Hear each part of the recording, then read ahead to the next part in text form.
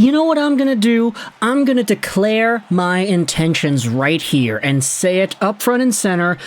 I feel like this guy is gonna become the next version of Cole Caulfield on this channel. And I said on this channel, not in terms of what he's gonna do at the NHL level or anything to do with his teammates or situation, whatever. It's not college, KHL, whatever. It's different. But in terms of the amount of times we can actually talk about this guy on the channel. When Cole Caulfield was a prospect for the Habs, we were making a video every weekend about his recent games and the goals that he had scored because he would continually, over and over, show off to Canadiens fans that, hey, there's reason to be excited, and here's another highlight reel goal that he scored last night. I feel like with this guy, we have ourselves a similar profile, and I feel like the Philadelphia Flyers fan base is as excited for this guy to the point that it's actually profitable for me to make YouTube videos about him consistently, not just because it's good for business, getting views, etc., but because I just cannot stop talking about this guy. Part of what made Cole Caulfield so amazing and his story so fun was that I was super high on him in the 2019 draft, and he slipped all the way to 15. I felt he could have been a top 5 talent. I thought he should have gone somewhere in the top 5. He didn't, and now teams are paying the price. And I feel like for this guy, Matvei Michkov, 7th overall pick by the Philadelphia Flyers, the same situation is happening. Again, they're not the same player. They don't play in the same league. They're not the same nationality. They don't have the same personality, but their stories are so similar, and the value that these guys have when bringing them up in conversations, I feel, are pretty similar that, hey, we're making another video about Michkov. So, last time we had talked about his one game after transitioning from a winger to center. This was a big deal because he said himself that he was basing his model, how he plays the center position, off of footage he had watched of Sidney Crosby. That was cool. But it's been a few more games in the KHL preseason for SKA St. Petersburg, and admittedly, I don't actually know when the next game is. I tried to look for the KHL preseason schedule online, but it doesn't seem to be available for all of us here in North America.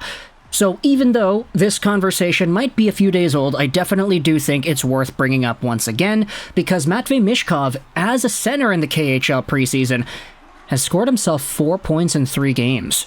Here's an article on PhiladelphiaFlyers.com, Prospect Watch. Michkov moves to center in KHL preseason, and the highly touted prospect opens this play with 4 points in 3 games. Again, this is a few days old. The article is from August 7th, but the substance, the story here, it is bearing repeating.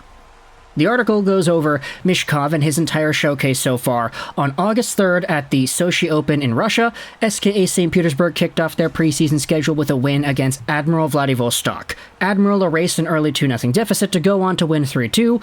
2 days later, SKA went down 5-1 in a loss to Avangard Omsk, and the final day SKA was unable to protect a 4-1 lead, but pulled away in the third period for a 6-4 win. So there you go, that's the scheduling of SKA St. Petersburg.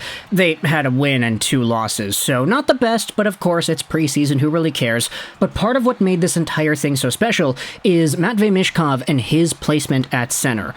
We know that SKA St. Petersburg is one of the best KHL teams out there. They've always been. So when it comes to the way they usually develop young guys, you don't ever see players be put in a position where they are at the top of the food chain. They're always given bottom line minutes, middle to bottom 6 minutes, and they just never really get that chance to produce, to get power play time, etc.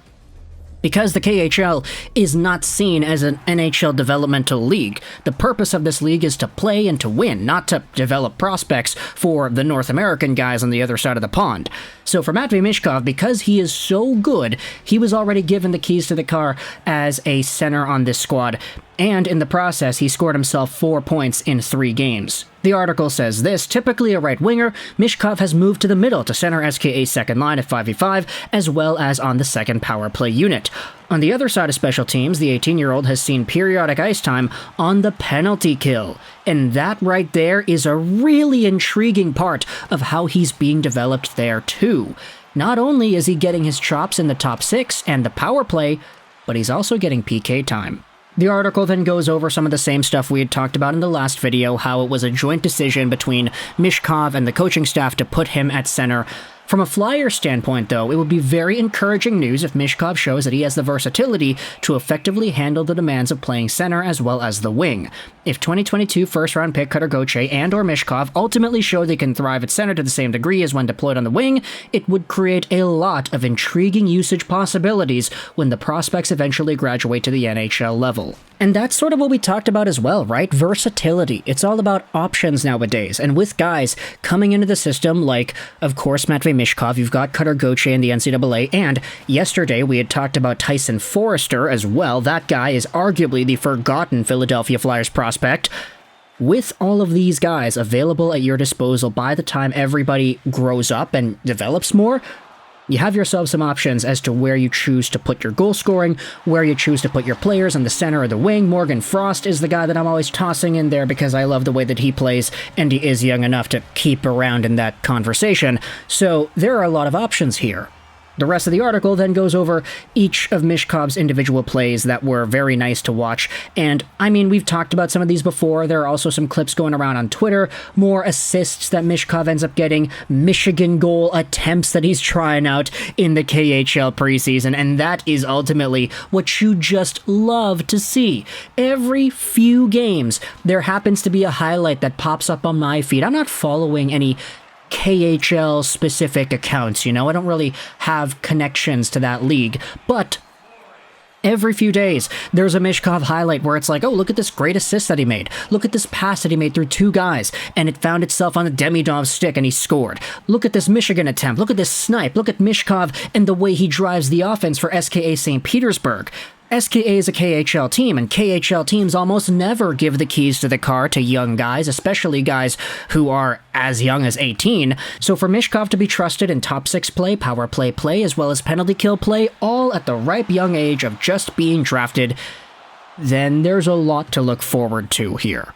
And of course, we'd already made the video earlier in the summer, just bringing up the idea as to whether or not Michkov will try to get out of his KHL contract earlier to come to the NHL soon. We'll see what happens, man. Like, if everything goes perfectly according to plan, let's say Michkov has an idea in his head that says, yeah, I want to go to the NHL in 23-24, or not 23-24, 24-25, excuse me. And that was the entire idea all along.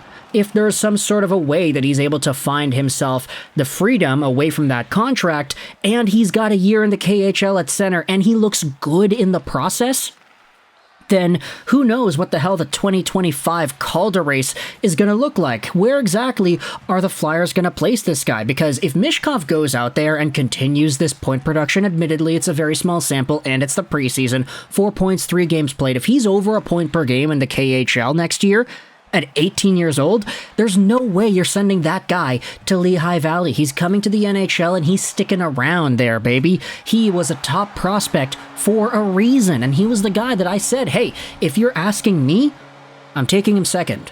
He's that good. So, if Matvei Michkov goes out there and continually puts on a show, we're seeing more highlights, more Michigan goals, and more updates about him and his play in the KHL, then I have no reason to stop talking about this guy and to stop making videos too. Admittedly, I'm going to say that part of the reason I even talk about Canadiens and Red Wings stuff on my channel is because I started making videos about him. They got a lot of views, which enticed me to making more videos about them. And I don't know if you Philadelphia Flyers fans have noticed, but I have been sort of creeping onto your prospect pool a little bit more the past few weeks here. Videos about Michkov, videos about Cutter Gauthier, Morgan Frost, and then of course Tyson Forrester yesterday. I like your prospects. I do. I don't necessarily have too much emotional attachment to your city or to your environment, but I love the team. I like the identity there, and as a result, we're making videos about it. Hopefully that's okay. Hopefully I'm not overstepping any boundaries. If you want to see more content about your prospects, then hey, feel free to let me know in the comment section below. But for now, also let me know your thoughts about Matvei Michkov, the way he is playing. He is over a point per game in the preseason. He is looking good in the process. He is a center, and this provides some very intriguing opportunities for development that we did not think were possible 2 months ago, before the draft actually came and went. So, thoughts in the comment section about Michkov. I hope you enjoyed this video,